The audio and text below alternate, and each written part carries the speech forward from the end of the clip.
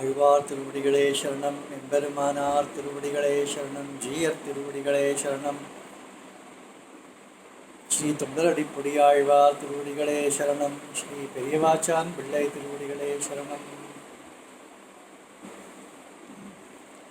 तो पहले पोस्ट में देखा था कि सभी अर्चावतारों को छोड़कर தொண்டரடிப்பொடி आழ்वार रंगनाथ में ही निर्माण में ही मग्न हुए थे। क्यों? सभी दिव्य देशों से श्रीरंगम की श्रेष्ठता क्यों है? देखिए, तो कहते हैं प्रेमाचार्य बिड़े स्वामी एक उदाहरण देते हैं। कावेरी एक ही जैसा प्रवाह हो रही है, स्थल भी वही है। श्रीरंगम में ही कावेरी जा रही है। श्रीरंगम में सभी जगह घाटों में स्नान नहीं किया जाता है। अम्मा मंडप, कोल्लीडम, ऐसा 2 घाट है जो विशेष है। सभी जगह स्नान कर सकते हैं ना, परंतु नहीं, कुछ खास घाटों में ही स्नान किया जाता है। तो कावेरी नदी तो वही है, स्थल भी श्रीरंगम ही है, उसमें भी हम। तो इसी प्रकार अनेक दिव्य देश होने से भी सुंदरता के कारण और भोग्य, कि यहाँ पर भगवान स्वयं श्रीरंगम को सेव का भोग करते हैं, और ऐसे भोग करने वाले भगवान स्वयं को दूसरों के लिए भोग बनाते हैं। तो इसलिए आप श्रीरंगम को देखिए। श्रीरंगम जब आप चेन्नई से आएंगे तो ट्रेन से आएंगे तो श्रीरंगम आने के पहले ही आपको हरा हरा ग्रीनरी दिखेगा, सब जगह सुंदर सुंदर वृक्ष। श्रीरंग की शोभा तभी वहाँ से ही दिखाई देगी। यदि आप आसमान से देखेंगे एरियल व्यू, तभी श्रीरंग की शोभा किसी से सभी से उत्कृष्ट है। तो इस प्रकार श्रीरंगम की श्रीरंग क्षेत्र को तो हम वैकुंठ से भी श्रेष्ठ मानते हैं। 108 दिव्य देशों में प्रथम दिव्य देश क्या है? वैकुंठ नहीं है, प्रथम दिव्य देश श्रीरंगम ही है। तो इस प्रकार श्रीरंग की श्रेष्ठता कहा गया है। अभी अन्य आழ்वारों से भक्तांग्री रेणु आழ்वार की श्रेष्ठता या विशेषता क्या है? क्या उनके प्रबंधों से ये तिरमाले प्रबंध का विशेषता क्या है? उनकी विशेषता तो कह दिया है। कुछ लोग राम कृष्ण आदि रूपों में, अवतारों में मग्न रहते हैं, परंतु भक्तांग्री रेणु आழ்वार श्रीरंगम रंगनाथन में ही उनका रुचि है। तो अब उनका प्रबंध और अन्य आழ்वारों के प्रबंध में क्या फर्क है, क्या श्रेष्ठता है, इसमें बताते हैं। सहस्त्र गीति में पासुरम आता है, नीराय नीलनाय तीयाय कालाय नडुवानाय श्रीरा शुक्लगरंडा शिवनाय हैनाय। तो कहते हैं, भगवान को संबोधित करते हैं, हे भगवान, तुम ही वायु हुए, तुम ही भूमि हुए, जल हुए, तुम ही अग्नि हुए, तुम ही आसमान हुए, तुम ही चंद्र सूर्य हुए, तुम ही शंकर हुए, तुम ही ब्रह्मा जी हुए।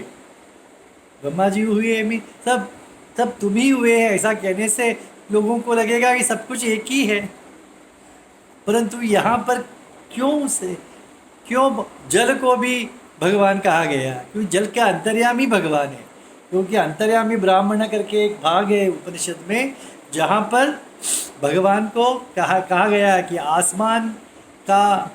आसमान जिसका शरीर है, आसमान के अंतर्यामी जो भगवान है, जिसे आसमान नहीं जानता है, वो आत्मा जो अंदर है, भीतर है, वही परमात्मा है, ब्रह्म है। इस प्रकार आसमान हो या पृथ्वी हो, अनेक चेतन शब्द, इवन आत्मा को भी लिया गया है वहाँ पर। आत्मा जिसका शरीर है या जीवात्मा जिसका शरीर है, जीवात्मा के भीतर जो अंतर्यामी परमात्मा है, परंतु जीवात्मा उसे नहीं जानता है। इस प्रकार आई थिंक 20 उदाहरण दिए गए हैं कि कहाँ भगवान अंतर्यामी है। इसलिए वो वही सब कुछ है। तो इस प्रकार इवन भगवत गीता में भी अर्जुन कहता है भगवान से कि आप सभी में समाये हो, इसीलिए सब कुछ आप हो। सर्वम समाप्नोषि ऐसा कुछ है शब्द है वहाँ पर। तो इसी प्रकार तो यहाँ पर ऐसा अर्थ करने की आवश्यकता है कि पामर लोग तो नहीं जानेंगे ना। और दूसरा एक पासुर में मुनिये नानमुगने मुखंडप्पा, अंतिम पासुर है वहाँ तभी कहते हैं भगवान को संबोधित करते हैं, शंकर के नाम से भगवान को संबोधित करते हैं, ब्रह्मा जी के नाम से भगवान को संबोधित करते हैं। बस हो गया। अभी पावर लोग कहेंगे कि यही सब कुछ है, ब्रह्मा और शंकर और इनमें कोई फर्क ही नहीं है। तब क्या, तो ऊपर से देखेंगे तो ऐसा ही अर्थ लगेगा, परंतु आழ்वार के सहस्त्र गीते में अन्य पासुर जो है उसके प्रकाश में इस पासुरम का अर्थ लगाना चाहिए। एक ऐसा पासुरम है जहाँ पर कहते हैं उन्रु तेव, जब कोई नहीं था, कुछ भी नहीं था, न जीव था न जड़ था, तब भगवान अकेले थे। उन्होंने ब्रह्मा जी को सृष्टि किया, उसके बाद देव तिर्यक मनुष्य आदि की सृष्टि हुई।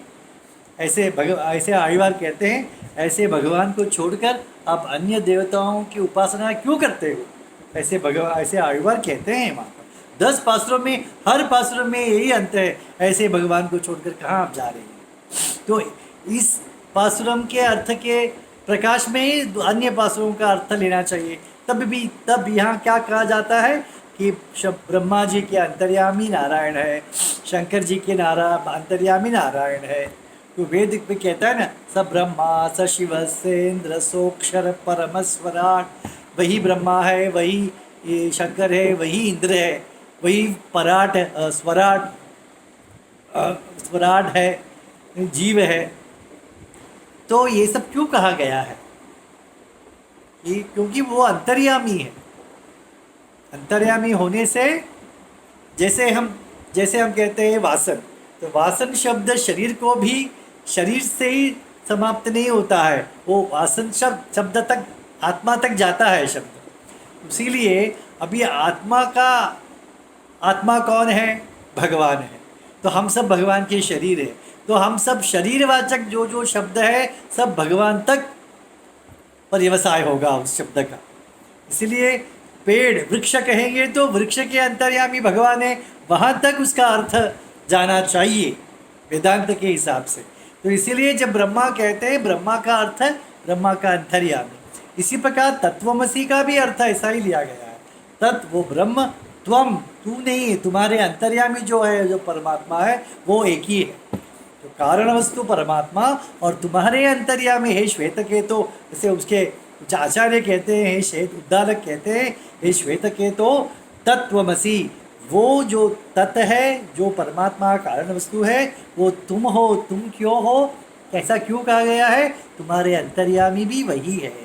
तो इस प्रकार का अर्थ लेना पड़ता है, तब जाकर पामर लोगों को समझाया जा सकते हैं। परंतु तो पराशर भट्ट भी इसके लिए देते हैं त्रिसाम्यवाद, ब्रह्मा विष्णु महेश त्रिमूर्ति, ये जो सब लोग बोलते रहते हैं। तब क्यों ऐसा, तब पराशर भट्ट कहते हैं मध्ये विरिंच गिरीशम प्रथमावतारः।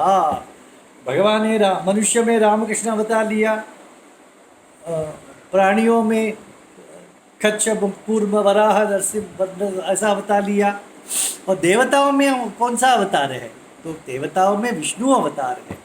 भगवान नारायण का प्रथम अवतार का है, प्रथम अवतार शंकर और ब्रह्मा जी के बीच में जो अवतार अवतरित हुए हैं वो उनका प्रथम अवतार है। तो देव तीनों से समान लगता है हमें, परंतु वो एक अवतार है। जैसे राम भी मनुष्य लगते हैं, हमारे जैसे दिखते हैं, तो क्या वो मनुष्य हो गए? इसी प्रकार ये देव दिखता है तो क्या देव हो गया? देवों का देव है नारायण। ऐसा अर्थ करना आसान नहीं है लोगों के लिए, परंतु कितने बोलने से भी पामर लोगों को समझ में नहीं आएगा।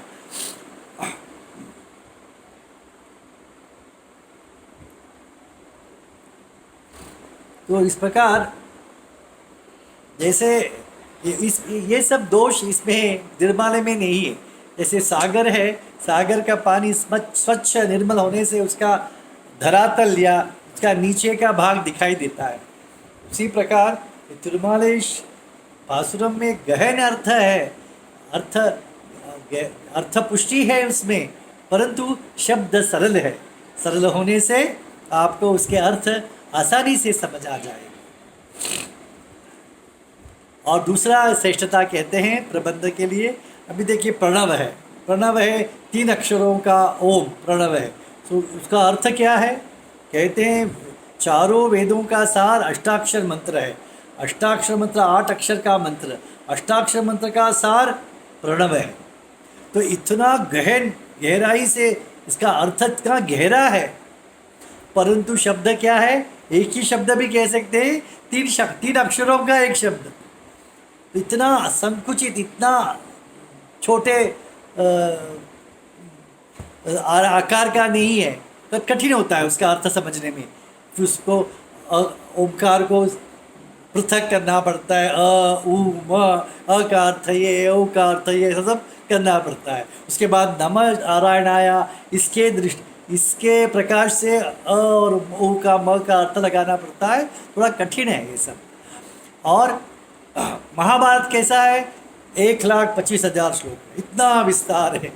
आगे दुनिया भर के कथाएं उसमें से सारतर सारतम कैसे निकाला जाए? साधारण व्यक्ति निकाल नहीं सकता है। तो इस प्रकार अति अल्प भी नहीं है, अति विस्तृत भी नहीं है। तिरुमालय 45 पासुरम का ही है। जैसे कहते